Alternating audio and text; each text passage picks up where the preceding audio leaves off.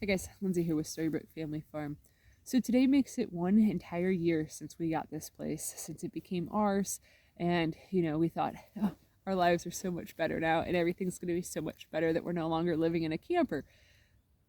Yeah, this year has been so much harder than anything I could have ever dreamed of. A lot of people, like, when we were doing all of the crazy amounts of farmers markets throughout the summer, trying to make ends meet, trying to support ourselves while Tracy was searching for a job. Like, a lot of people were like, wow, you guys are running a business together, that's amazing. Like, a lot of couples end in divorce when they start a small business, and then they found out that, like, we're also renovating a house together. And like, we had one lady in particular, she was like, running a business with a spouse is like a recipe for divorce. And I was like, yeah, we'll be fine and stuff. Like, we're good. And then she's like, oh, you guys are renovating a house together. A lot of divorces end in renovating houses. And I'm like, geez, oh, Pete, like, what are you trying to tell us? Like, you're kind of crazy, lady.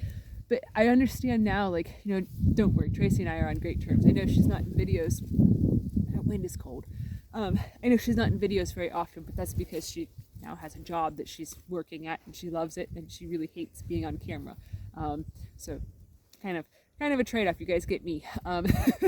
But so, when that person told us that, we're both like, I don't understand why. Like, this doesn't, it's stressful, yeah, but I don't understand the whole, like, big scariness or whatever. But then after, the months just kept weighing on and on and on of the renovation, and weighing on of, owning a small business and trying to make it like a teeny tiny small business. Like, this past year was only like year 2 of our little business being like a thing and stuff. So I mean, first year was basically stumbling and tripping and falling face first into discovering that the bread that I make can actually sell and make us a little bit of money. Like, that's all that the first year of business was for us. So this year, to be able to actually survive off of the money that I made throughout the summertime was kind of a huge deal and stuff. But in saying that, with how many markets we did and stuff, like, I don't ever want to make it that my little business is something that supports our family, because that has honestly been the most stressful thing of this whole past year, was the whole aspect of trying to put so much pressure on our business and on our homestead to basically support us while also fixing a house that needed pretty much everything and stuff. Like, when we bought this place, well, let me backtrack. When we first looked at this place, we did not know how bad it was or how much work it actually needed, because the only time that we could come and look at it was in the dark with flashlights. There was not power turned on at this property.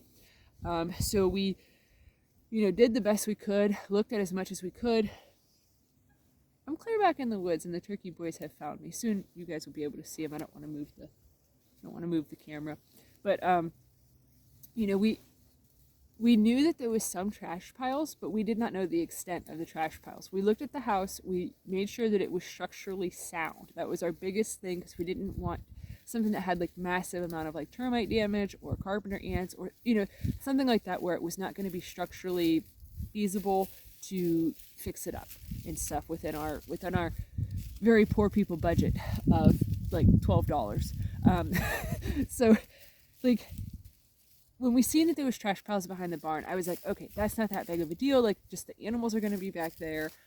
We can just, fence around it, clean it up as best as we could, fence around it, and deal with it as we're here over the years.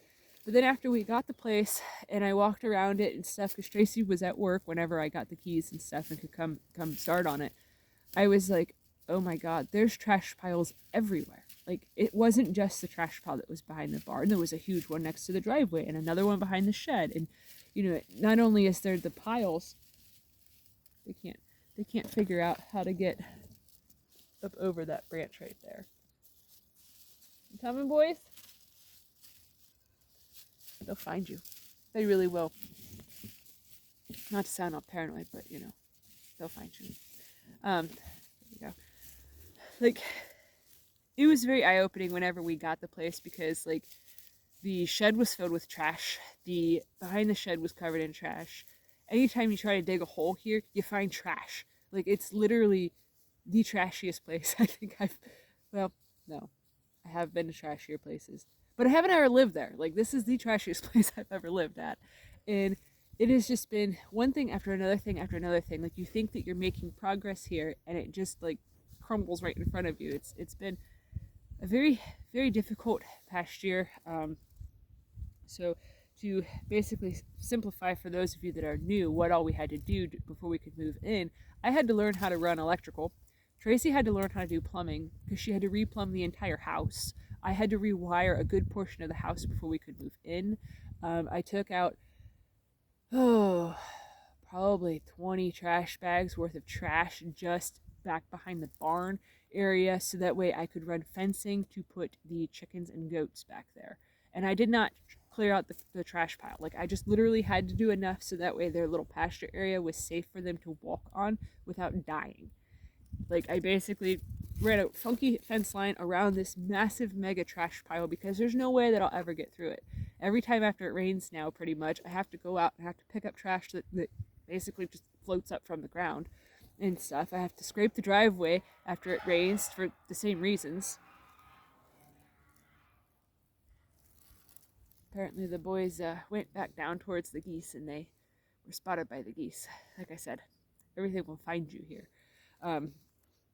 But so there's this constant dealing with all of the trash that's here and getting rid of all of it slowly but surely and stuff, because it's never really actually been in our budget to rent a dumpster. Like, when we got our roof replaced, which was another huge expense that we had to do, when we got our roof replaced, I asked the guy, I said, can we throw some trash in the dumpster since you guys are gonna have a dumpster here?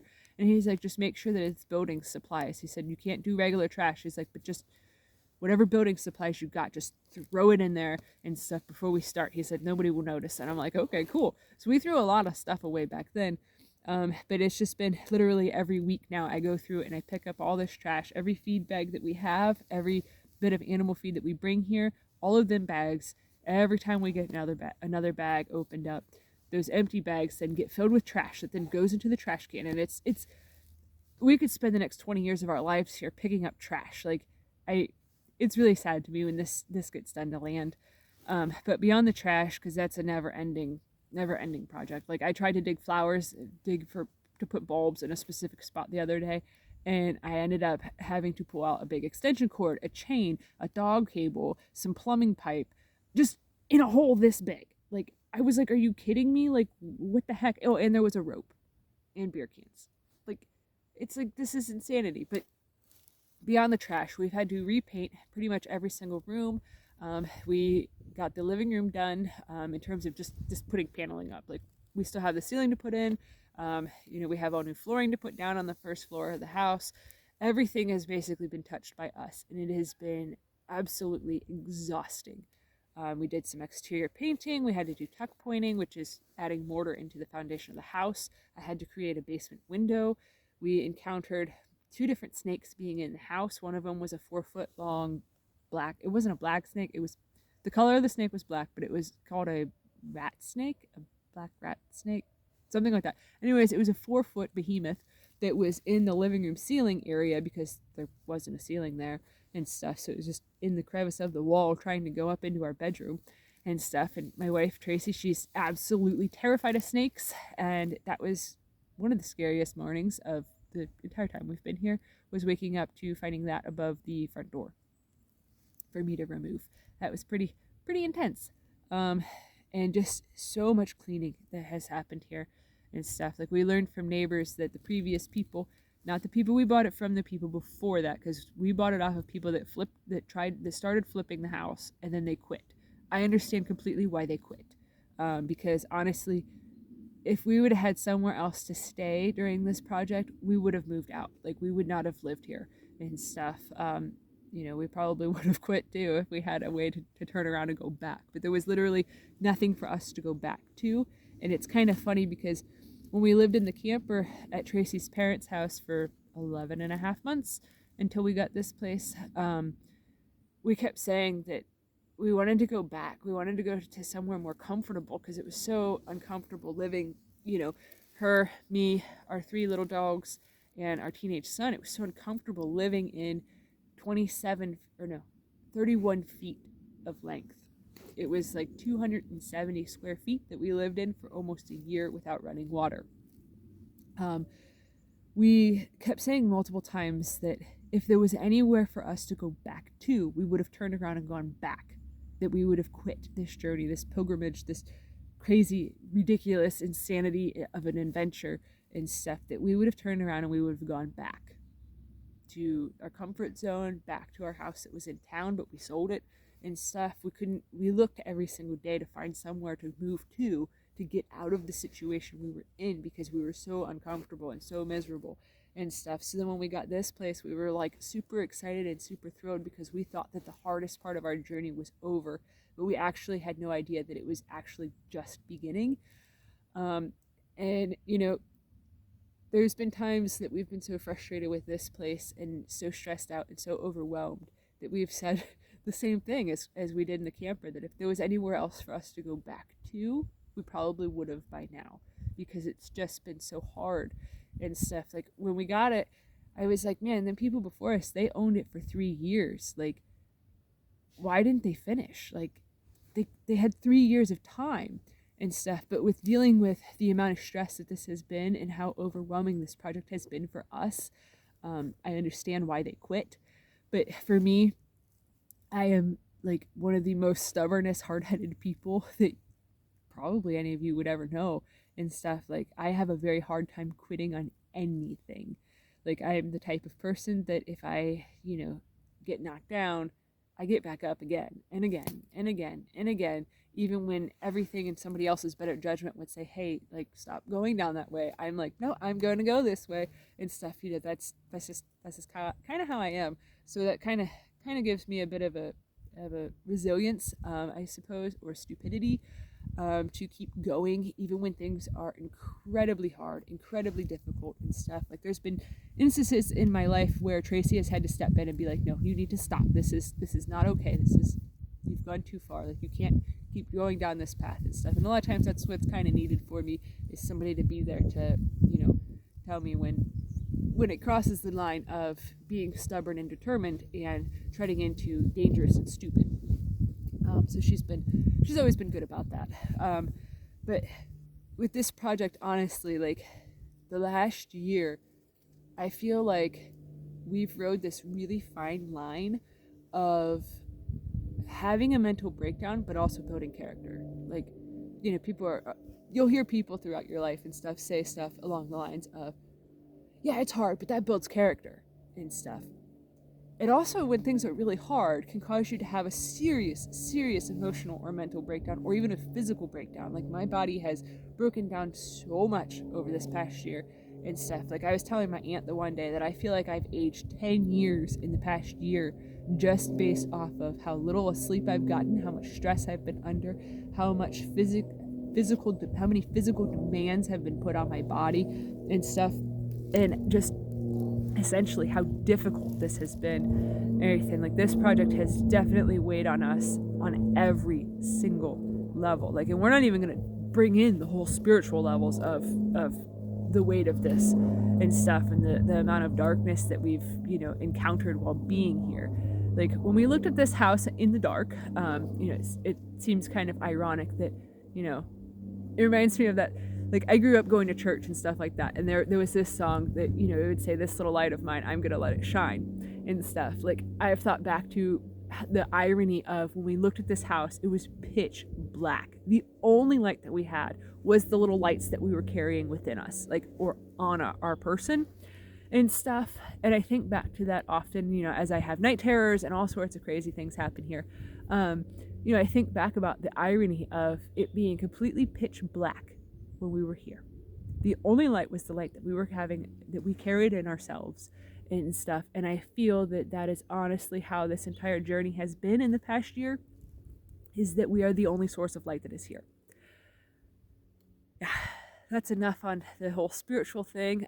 One of these days I'll probably create a different channel that's not a homesteading channel to talk about things of a metaphysical type of nature and stuff. But this has been a very, very, and I'm totally going to butcher the pronunciation of this word, tumultuous time of turmoil. We'll just rephrase it, to try to get all of the things done here that we feel called to do, and to try to keep a positive state of mind while we're doing it. But honestly, like there's been good points in the past year. There's been a lot of good points, which I try to only share the good and stuff. Like I've shared all the bad things, all the big hiccups, all of the hardships, all of the trials and stuff of us owning this place. I've shared all of that with you guys, except for all of the times that we've broken down crying on the floor because it's just too heavy of a burden for us sometimes to keep carrying with our head held high. But I try to always stay on the positive side of things because that's honestly who I am as a person. But if I could be real with you guys, this past year has been basically our own personal little level of hell. And we thought that the previous year was pretty close to that, with living in a camper and starting a tiny business, and then in the last month of us living in the camper and stuff, our goat passed away after giving birth to Ferdinand, and then we had to have a bottle baby inside of the camper with us on top of the 3 dogs. It's just been one thing after another. The last 2 years have been just really, really filled with riding the struggle bus, and sometimes being underneath of the struggle bus, not fixing it, just being ran over. Like it's been rough, but some of the good parts are, that we have learned a lot of really new, valuable skill sets that, no matter where life takes us on our journey, that will be incredibly important and incredibly useful. And this journey has definitely taught us just how strong we are, physically, spiritually, mentally, emotionally, and just how much resilience we have. There's a lot of people in the homesteading community and stuff, a lot of channels that talk about like these doomsday scenarios and all this stuff. Well, guys, the past year for us has been like a doomsday scenario. We didn't have heat when we moved to here. We weren't able to get heat here until it was like about November. I was basically working on faith and operating on faith that everything would work itself out while cutting up firewood like crazy here. I learned how to use a chainsaw, which turns out I really like using a small chainsaw and stuff. But everything has been basically feeling our way through this journey,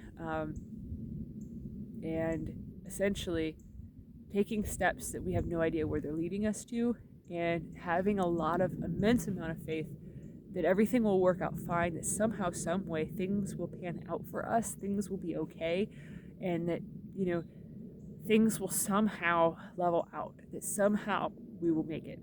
And that's basically been the epitome of this journey that we've been on. Things have gotten really difficult for us, but they've all leveled out. And in the past couple of weeks, I told Tracy, I said, I don't know what has shifted, but something definitely feels like internally, it feels like it's shifted, like that smoother sailing is ahead for us. And it could just be because of, it's now we've got the first year hurdle over with. It could be because now we have a garden already established, and, the second year of a garden is much more productive than the first year of a garden. But I don't know. I feel almost like,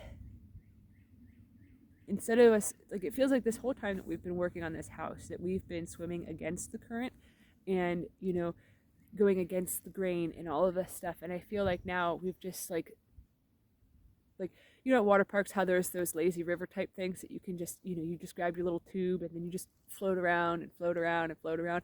I feel like something shifted for us. And now instead of us whitewater rafting, we're on the lazy river that we can just relax.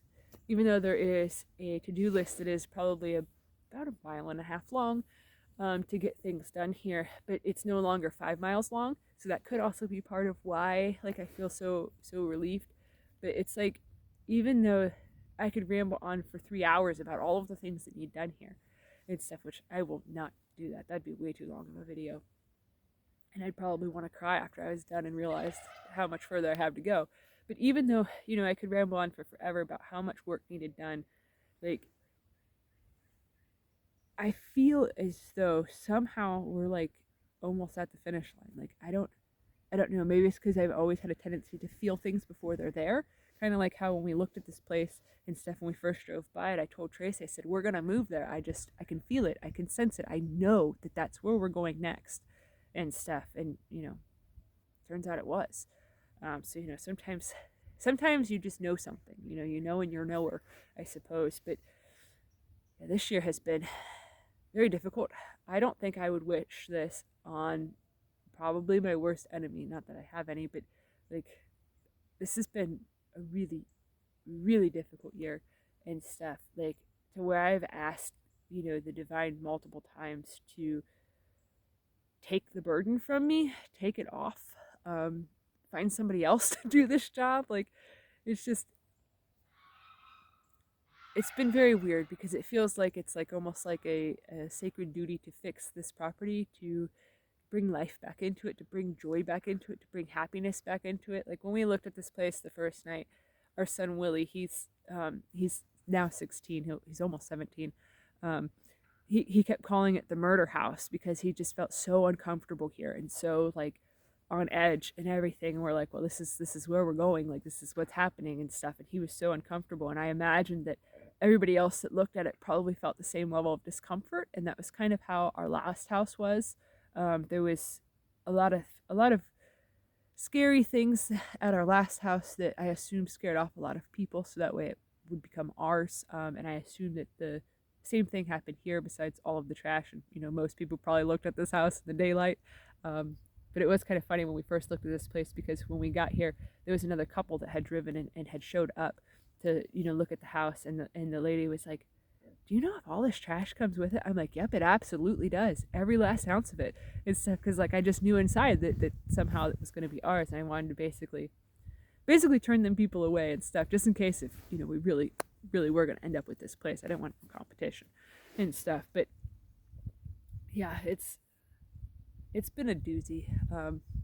So I don't have much left to say except for that it was really hard, and that if you're considering a journey like this, for the love of God, don't sell your camper. Like, just move the camper to the new property, hook it up, live in it, even though it's uncomfortable, even though it's tight, even though it's, frustrating and claustrophobic and stuff. Don't live in a renovation while you're renovating it, and have that be your only place to live, especially when there is no garage. The barn is teeny tiny. You don't have room to store anything. You don't have attic access. Like, those are the big things of what I would advise somebody else to not do and stuff. Like if I could go back and tell myself a year ago what to do, that's what I would do. I would be like, listen, Lindsay, like you're gonna need some space. You're gonna need some breathing room. You're gonna need a space that doesn't get covered in dust every day when you're working on the house. Like just pay someone to move your camper there for a couple months. That's what I would go back and tell myself. Oh, and buy some really, really strong beverages for the day that you broke your tailbone on the steps. That was incredibly painful. Or be very careful while using a T-post driver so you don't split your head open. Wear a hat that day. Yeah, that's what I would go back and tell myself. Wear a winter hat even though it's like 90 out. Just so there's a little added extra protection so you don't bust your head open. Yeah. There's been a lot of injuries, a lot of hard times, but hopefully this next year will be filled with a lot of really good, happy times, because I do honestly feel like the hardest part is over of this journey, that the most difficult parts, the most stressful parts are over. And that could also be because now our teeny tiny small business can go back to being one that I'm running for fun and for, money to fund the homestead, instead of money to put food in our bellies and do everything else and make car payment and do all the millions of things that were needed and stuff with that money. So I'm just very grateful to have made it through all of that, and to, still have my wife by my side, even though right now she's at work. So you guys, I'm just going to end this here, because I'm going to end up rambling on and on and on about the things that I'm really grateful for and the things that I'm grateful that we survived going through. That could be another video for another time for those crazies that want to know the ins and outs of, my mental processes and stuff. So if you guys are enjoying our content, please give this video a thumbs up, share it with your friends on social media, and if you haven't already, please subscribe to help us grow. We'd greatly appreciate it. Alright, thanks for watching. Have a good one, guys.